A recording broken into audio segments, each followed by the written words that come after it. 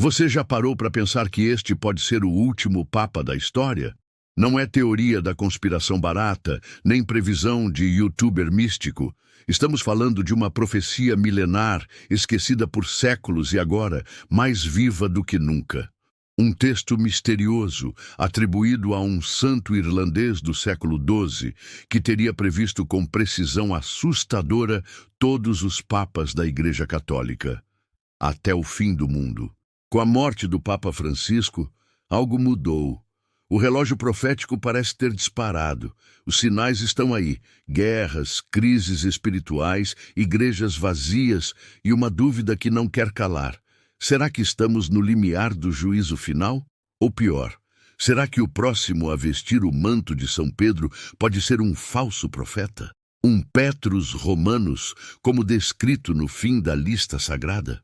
Se você acha que tudo isso é só simbólico, espera até ver os detalhes que conectam a profecia à realidade de hoje. Prepare-se, porque o que você vai ouvir agora pode mudar completamente sua visão sobre a igreja, o mundo e o fim dos tempos. Imagine acordar e descobrir que o mundo que você conhece pode estar prestes a acabar. É isso que muitos católicos, estudiosos e caçadores de mistérios estão se perguntando neste exato momento. Estamos mesmo vivendo os últimos dias? A morte do Papa Francisco reacende uma chama antiga, sombria e sagrada. A profecia que diz que, após o último Papa, virá o juízo final. E não estamos falando de teoria maluca, estamos falando de um texto que há séculos aterroriza e fascina ao mesmo tempo. Essa tal profecia, ela nasceu no século XII, com um tal de São Malaquias, um arcebispo irlandês que teria recebido visões sobre a sucessão de todos os papas até o fim da linha. O último, um tal de Petrus Romanus. Sob o reinado dele, Roma seria destruída e o juiz, sim, com J maiúsculo, desceria para julgar os vivos e os mortos. Isso não é um trecho de um filme, é o que está no texto. E agora, com o fim do pontificado de Francisco, muitos acreditam que a contagem chegou ao fim. O clima é de tensão. A dúvida paira como uma nuvem carregada sobre o Vaticano. Estamos diante de um divisor de eras? Um novo ciclo sombrio se inicia? Ou tudo isso é só uma grande coincidência que voltou à tona na hora perfeita ou na mais trágica possível? A profecia de São Malaquias não é um livro comum. Ela é uma coleção de 112 frases curtas em latim, cada uma representando um papa, ou até mesmo um antipapa, desde o século XII até o tal Petrus Romanus, aquele que governaria durante a ruína de Roma. Mas tem um detalhe que deixa tudo ainda mais sinistro. Enquanto as descrições dos papas anteriores são simbólicas, às vezes até vagas, a do último é uma narrativa em prosa. E nela está escrito que a cidade das 7 colinas será destruída. Spoiler: essa cidade é Roma. Esse trecho fala ainda que o tal Pedro, o romano, guiaria o rebanho em meio a grandes tribulações, e que, ao final, o juiz terrível desceria para julgar. Essa parte da profecia foge completamente do padrão anterior, o que muitos interpretam como uma mensagem final, o último aviso. E vamos combinar, quando uma profecia medieval termina com a destruição de Roma e o retorno do juízo, ela não está de brincadeira. A pergunta que não quer calar é: por que só o último Papa tem esse texto longo e ameaçador? Qual a intenção por trás disso?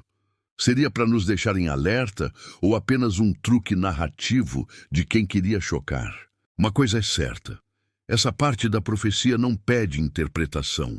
Ela escancara o caos e aponta diretamente para o fim do mundo como conhecemos. São Malaquias foi um arcebispo irlandês nascido por volta de 1094, conhecido por sua fé fervorosa, milagres e uma missão clara: alinhar a Igreja da Irlanda com os costumes romanos. Ele era próximo de figuras gigantes da época, como São Bernardo de Claraval, que inclusive escreveu sua biografia. Só tem um problema: Nenhuma palavra sobre essa profecia apareceu nos escritos contemporâneos. Nenhuma citação, nenhum rascunho, nenhum indício, nada. O texto simplesmente surgiu 447 anos depois da morte de Malaquias, num livro chamado Lignum Vitae, publicado em 1595 por um beneditino chamado Arnold Wion. Ele afirmou ter encontrado a profecia nos arquivos do Vaticano, mas nunca mostrou o manuscrito original, nem qualquer prova. Soa familiar? Tipo aquelas descobertas que surgem sempre na hora certa, quando o caos político e religioso está pegando fogo. Agora pensa comigo, um texto que surge do nada, em plena época de guerras religiosas, com o poder papal em crise e que acerta perfeitamente os papas até aquele momento? A chance disso ser uma profecia real é a mesma de você ganhar na loteria 3 vezes seguidas e ainda encontrar a Arca da Aliança enterrada no quintal. Só que tem mais. E o que vem a seguir deixa tudo ainda mais inquietante. Quando a tal profecia apareceu em 1595, o mundo católico estava em chamas. Guerras entre protestantes e católicos dilaceravam a Europa, e a eleição de um novo papa era mais política do que espiritual. Foi nesse contexto tenso que o texto caiu do céu, ou melhor, das sombras do Vaticano, com detalhes assustadoramente precisos sobre os papas anteriores à sua publicação. Coincidência? Nem um pouco. Estudos modernos mostram que as primeiras 74 descrições são incrivelmente certeiras, mas só até o Papa Gregório XIV, que, veja só, morreu em 1591. Depois disso, as descrições viram um festival de metáforas vagas, nomes abertos e frases que cabem em qualquer um, como se o autor tivesse feito a lição de casa para o passado e chutado tudo no futuro. A explicação mais aceita é brutalmente lógica. A profecia foi forjada para influenciar o conclave e garantir um papa alinhado com certos interesses. Simples assim. Um grupo de religiosos pode ter criado um documento profético e atribuído a um santo respeitado para garantir autoridade. E o mais assustador, deu certo, porque até hoje, mais de 400 anos depois, a gente ainda fala dela como se fosse o prenúncio do Apocalipse. A profecia de São Malaquias não é feita de parágrafos extensos, e sim de frases curtas em latim, simbólicas, cheias de enigmas. Tipo enigmas compactados, como se fossem tweets medievais carregados de tensão apocalíptica. Cada uma aponta para um papa, ou antipapa, usando imagens, blasons, metáforas ou referências que, em retrospecto, até fazem sentido, desde que você force um pouco a barra. Exemplo, a frase cardeal de Albano e Porto foi atribuída a Alexandre VI.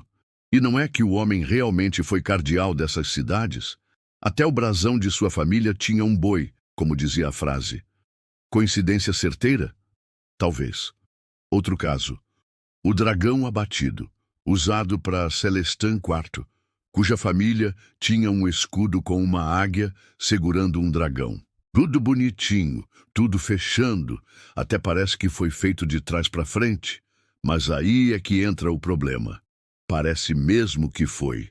As associações mais convincentes estão todas nos papas anteriores, a 1595, como se alguém estivesse colando na prova. Quando a gente avança para os papas mais modernos, as frases viram um bingo espiritual, tão abertas que você pode encaixar quase qualquer figura ali. E o pior, mesmo assim, algumas batem tão certo que deixam até cético com a pulga atrás da orelha. Diferente dos outros papas da profecia, o último não ganhou uma simples frase simbólica em latim. Não, ele recebeu um texto em prosa, sombrio, direto, com cara de capítulo perdido do Apocalipse. Nele, lemos que na última perseguição da Santa Igreja Romana, reinará Pedro, o Romano, que apacentará suas ovelhas em meio a muitas tribulações. E quando tudo terminar, a cidade das 7 colinas, sim, Roma, será destruída. E o juiz terrível descerá. Esse juiz não é ninguém menos que o Cristo glorificado, agora não mais como o Cordeiro, mas como o leão que julga e separa os justos dos ímpios. É o fim da linha, o juízo final, sem espaço para metáfora. É o tipo de trecho que parece ter sido feito para disparar o alarme existencial em qualquer crente ou cético que leia. E é aqui que a tensão bate de verdade. Se a profecia tem alguma base real, estamos vivendo o governo do último pastor. As tribulações já estão em andamento? O colapso espiritual já começou? E se esse tal Petrus Romanos for exatamente quem a maioria pensa que é? O que vem depois? A resposta, meu amigo, pode ser tudo aquilo que a humanidade sempre temeu. E talvez, justamente por isso, tenha ignorado. A história de São Malaquias é daquelas que mistura fé com fumaça. Ele era um arcebispo reformista, alinhado com Roma, e conhecido por sua santidade e supostos milagres. Morreu nos braços de São Bernardo de Claraval, que até escreveu sua biografia. E mesmo com essa amizade poderosa, nenhum manuscrito da época, nem do próprio Bernardo, menciona a bendita profecia. Mais de 4 séculos se passaram até alguém, do nada, aparecer com esse documento secreto. Foi um monge chamado Arnold Wion, que disse ter encontrado a profecia nos arquivos do Vaticano, mas nunca mostrou o manuscrito original, nem qualquer prova. Soa familiar? Tipo aquelas descobertas que surgem sempre na hora certa, quando o caos político e religioso está pegando fogo. É aí que entra o ponto central. Será que a profecia realmente veio de um santo iluminado ou foi uma jogada genial de marketing e manipulação medieval? O timing, o conteúdo e o anonimato levantam bandeiras vermelhas por todos os lados. Mas mesmo com todas as suspeitas, ela continuaria viva, crescendo a cada novo papa, como um código esperando a última chave para ser destravado. Se você achou que a lista da profecia era reta, linear e bem organizada, se enganou feio. A partir do momento em que entram em cena os antipapas, figuras que reivindicaram o trono papal, mas não foram reconhecidas oficialmente, tudo vira um grande quebra-cabeça esotérico. A profecia mistura papas legítimos e antipapas, como se fosse tudo a mesma coisa, sem critério claro. Resultado, uma contagem que mais confunde do que esclarece. Segundo os registros, a lista oficial da Igreja Católica chega a 266 papas, de Pedro a Francisco. Mas na contagem da profecia, ela começa em Celestino II e adiciona 10 antipapas, o que misteriosamente fecha a conta em 112. Ou seja, Francisco bate como o último da lista. Mas se você incluir 2 antipapas ignorados, a conta muda. E, de repente, João Paulo II vira o último da lista, ou outro ainda. Isso sem contar os que renunciaram, os que voltaram, os interinos. É uma matemática sombria, cheia de buracos, que permite qualquer interpretação, o sonho molhado de qualquer conspirador. E justamente por isso, o impacto é ainda maior. Porque mesmo com todas essas inconsistências, a sensação que fica é: estamos sim no fim da linha, e se não for com Francisco, será com o próximo. A profecia parece flertar com o caos e rir na cara da lógica, e é isso que a torna tão hipnotizante. Com a renúncia de Bento XVI e a eleição de Francisco em 2013, uma bomba teológica caiu sobre a profecia. Quem, afinal, é o verdadeiro último Papa? Francisco é o número 112? Ou será que sua posição foi emprestada por conta da renúncia de seu antecessor? Os intérpretes da profecia se dividiram em 2 blocos. Os que cravam que Francisco é o temido Petrus Romanos e os que esperam ainda outro, que viria depois do conclave atual. A profecia diz que o último Papa não terá apenas um nome, ele terá um destino. Ele apacentará o rebanho entre muitas tribulações até que Roma seja destruída. E quer um detalhe bizarro? O nome de batismo de Francisco é Jorge Mário Bergoglio e seu pai é italiano. Ele também sempre defendeu uma volta às raízes do cristianismo simples e popular. Para muitos, isso já seria suficiente para carimbar sua identidade como Pedro, o romano. Mas ainda há os céticos, os tradicionalistas e os radicais. Alguns alegam que desde o Concílio Vaticano II, todos os papas seriam, na verdade, antipapas. Loucura? Talvez. Mas o fato é, a profecia ainda respira. E se Francisco for mesmo o último da lista, tudo muda. O que vem depois dele pode não ser apenas um novo papa. Pode ser o fim da sucessão papal. E talvez o início de algo que o mundo ainda não está pronto para encarar. Mesmo que a profecia de São Malaquias fosse só uma fábula inventada num convento, o que ela representa hoje é muito real. O colapso da Igreja Católica em pleno século XXI. A divisão interna entre conservadores e reformistas nunca foi tão evidente. A fé católica ainda cresce na África e na América Latina, mas está despencando na Europa e no mundo ocidental. Igrejas vazias, padres escassos e um silêncio que ecoa onde antes havia coros celestiais. E é nesse vácuo espiritual que a profecia volta à cena, como se ela não fosse apenas um aviso do passado, mas um diagnóstico cruel do presente. Muitos temem que o próximo Papa seja conservador demais. Outros temem o contrário, um reformista que dilua a doutrina ao ponto de transformá-la em algo irreconhecível. E nesse cabo de guerra, a ideia de um falso Messias surge com força. Alguém que suba ao trono de Pedro não para salvar, mas para enganar. A verdade é que, mais do que prever o futuro, essa profecia revela o nosso medo coletivo de perder o que restou da fé, de que o fim não virá com fogo e enxofre, mas com indiferença, esquecimento e abandono. E talvez, no fundo, esse seja o verdadeiro apocalipse, quando a igreja deixa de ser combatida e simplesmente deixa de importar. A profecia de São Malaquias, real ou inventada, parece ter um cronômetro interno que desperta sempre nos momentos de crise global. Ela surgiu numa Europa dividida por guerras de fé.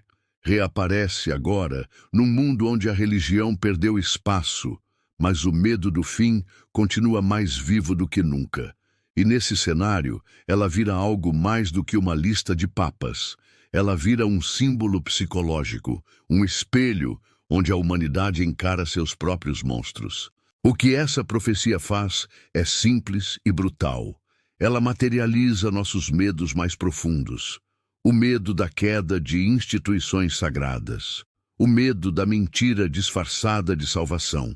O medo de estarmos sendo guiados, sem saber, para o abismo.